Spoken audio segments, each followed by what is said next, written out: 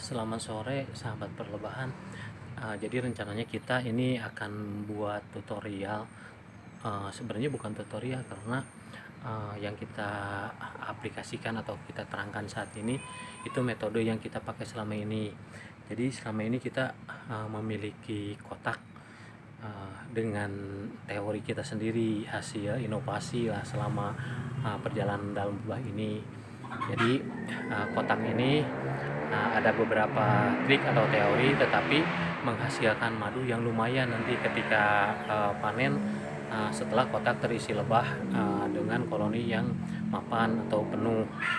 Nah, diantaranya karena kita sore ini kita nemu lebah liar kebetulan di depan rumah, karena terlalu rimbun banyak pohon-pohon, akhirnya ada lebah liar yang hinggap. Nah, kita akan coba masukkan ke kotak yang biasa kita pakai. Lebah liarnya ini lumayan gede nih. Nanti kita jelaskan lah seperti apa ini kotak yang biasa kita pakai.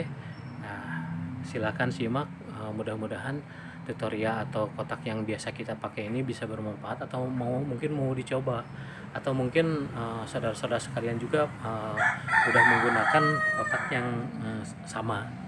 Seperti apa ya, kita mulai. Kotaknya ini sederhana. Ini yang pertama alas. Nah, alas ini terbagi 3 bagian, nanti ada alas, ada kotak, ada penutup, ada frame. Nah, ini yang intinya 3 bagian. Yang pertama alas. Ini kayunya kita gunakan kayu surian atau kayu suren. Nah, kemudian ini yang kedua kotaknya. Nah, terpisah. Nah, gitu. Yang kedua, yang ketiga ini frame. Nah, frame-nya kita seperti ini. Kenapa seperti ini? Jadi kita sekilas menerangkan, nanti ketika lebah itu udah terisi di kotak ini dengan sempurna, bagian frame atas ini bakal terdapat sarang atau malam yang hanya terisi madu. Yang bagian atas ini. Yang bagian bawah ini itu malam yang terisi setengahnya madu dan bagian bawahnya larva atau anakan. Nah, kenapa ini tutup paling bawah nggak ditutup, sedangkan di tengah ada sekat. Tengah sekat ini supaya nanti ketika ini membuat sarang lebah di sini, ini permanen, dia kokoh. Jadi yang kita panen hanya bagian atas sebagai malam yang terisi madu, dan yang bawah sebagai kotak eram. Teorinya seperti itu. Kenapa ini nggak ditutup? Karena nanti ketika musim kawin, sarang ini bakal nampak di bawah. Sedangkan sel-sel ratu nanti bakal muncul di paling bawah. Kalau kita tutup ada bingkai seperti ini di bagian bawah, maka sel ratu itu akan susah untuk diambil. Karena apa? Karena kita ngambilnya dari bawah. Karena ini kotaknya bisa dicopot. Bisa dicopot seperti ini. Jadi untuk memudahkan nanti ketika musim kawin untuk mengecek sel ratu. Kita susun dulu ini frame-nya satu demi satu seperti apa. Ini 2,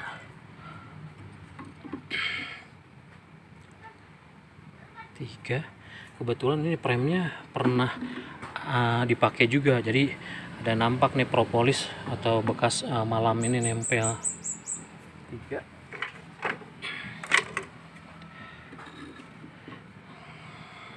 4,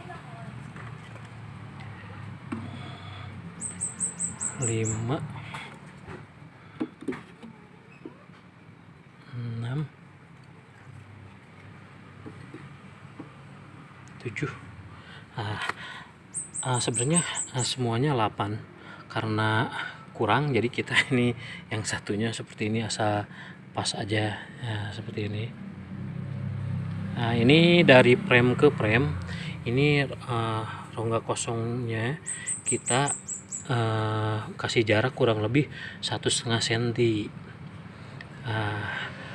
Frame-nya ini ketebalan frame atau sisir ini tebalnya ini ke pinggir 1,5 cm. Nah, ini bagian atas ini bagian untuk nyimpan madu ini 15 cm. Ini panjangnya 35. Jadi lebar dari sini ke sini 35. Ini rata-rata nanti kalau ini udah terisi bagian atasnya saja madu itu setengah kilo.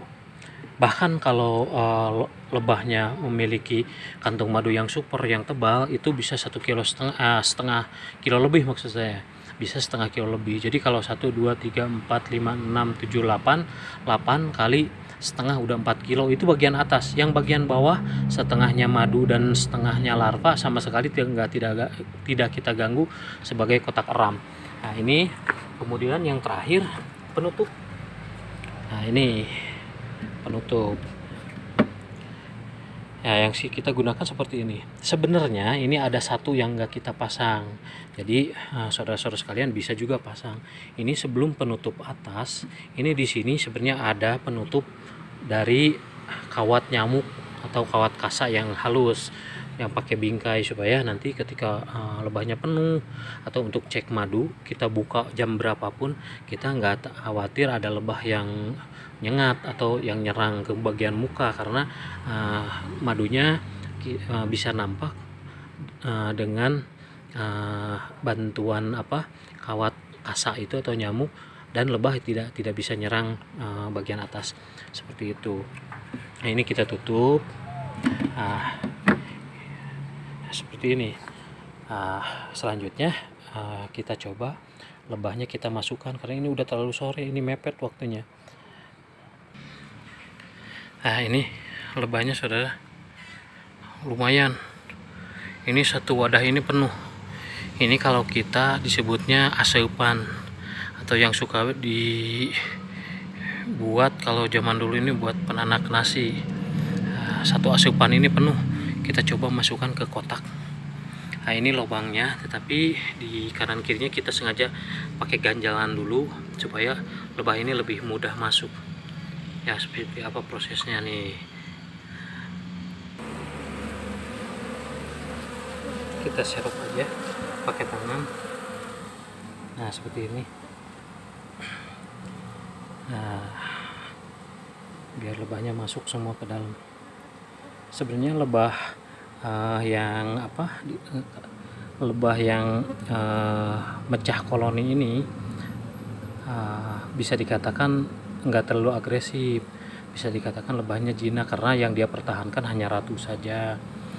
Beda dengan lebah yang utuh di sarang, yang udah ada madu, ada larva, dan ada ratu juga, jadi dia mempertahankannya banyak, makanya kadang agresif. Nah, kalau dia mecah koloni, lebahnya itu biasa agresifannya akan berkurang karena hanya mempertahankan ratu atau menjaga ratu saja. Ini saudara agak susah nih, karena megang kamera sama ngambil ini nggak ada yang bantu, jadi kita ini sebagian ya.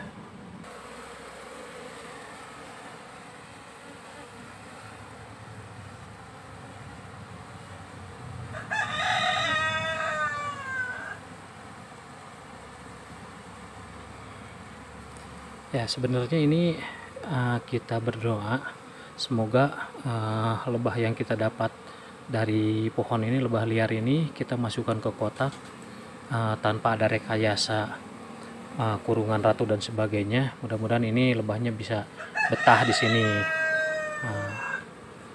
karena biasanya kita menggunakan teori kotak perangkap. Jadi kita naruh kotak di alam, nanti ketika musim kawin atau musim mecah koloni, lebah itu bakal pindah dan masuk ke kotak-kotak yang ada simpan di alam. Nah kalau seandainya masuk seperti itu, udah yakin lebah itu bakal betah, karena masuk ke kotak dengan pilihan sendiri. Tapi ini mudah-mudahan betah, karena dari mulai kotaknya udah lumayan kayunya kering, terus bahannya juga dari surian bahan yang paling disukai lebah. Terus premnya ini bekas ada malam juga, yang mudah-mudahan lebah itu langsung betah dan kerasan di sini. Nah ini salah satu tanda juga dari wadah yang kita simpan atau yang kita pakai untuk ngambil lebah. Ya kita tuang seperti ini, tumpah, bukan dituang, dibalikan. Kalau seandainya lebahnya langsung masuk ke sarang seperti ini posisinya, nah langsung masuk ini, itu pertanda ratunya udah ada di dalam, udah masuk lebih dulu.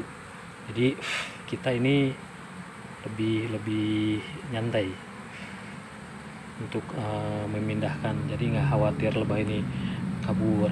Terus ini udah waktunya udah sore, jadi lebah ini udah banyak lebah yang mestinya harus istirahat, jadi nggak akan kabur ke luar. Kita bisa lebih tidak tergesa-gesa untuk memasukkan lebahnya ke kotak. Ini udah mau jelang maghrib sebenarnya, karena kebetulan kita pulang dari tempat kerja lebih jam 5 sore. Ternyata di depan rumah ya ada lebah yang meninggal. Lebah ini sebenarnya kalau dilihat sepertinya ini kalau nanti ini betah di sini bakal agresif sekali, karena melihat dari ukuran dan sifatnya kayaknya ini lumayan rada galak. Ya mudah-mudahan setelah betah di kotak ini bisa menghasilkan madu yang melimpah, karena biasanya kalau lebahnya itu memiliki tingkat keagresifan yang lumayan atau sifat alaminya masih tinggi atau lebih disebut galak lah lebahnya, biasa suka menghasilkan madu yang lumayan istimewa. Mudah-mudahan seperti itu. Kurang lebih penjelasan yang bisa kami sampaikan seperti ini. Lebahnya udah hampir habis hampir masuk semua nih, tinggal ya sedikit lah, tinggal ditunggu saja. Nanti kalau udah semua masuk ke sarang ke sini, nanti kotaknya kita tinggal pindah ke tempat yang telah kita sediakan supaya terhindar dari hama.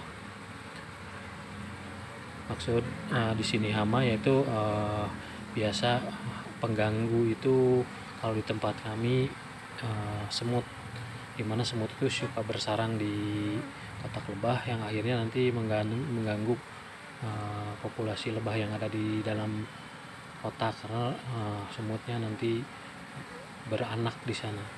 Ya, itu yang harus kita hindari bagi lebah-lebah yang baru atau di kotak yang baru. Ya mungkin seperti itu. Mudah-mudahan penjelasan kami ini bisa bermanfaat dan bisa diaplikasikan pada sahabat-sahabat yang suka atau senang berbudidaya lebah madu, terutama budidaya lebah madu apis cerana. Demikian yang bisa saya sampaikan. Assalamualaikum warahmatullahi wabarakatuh.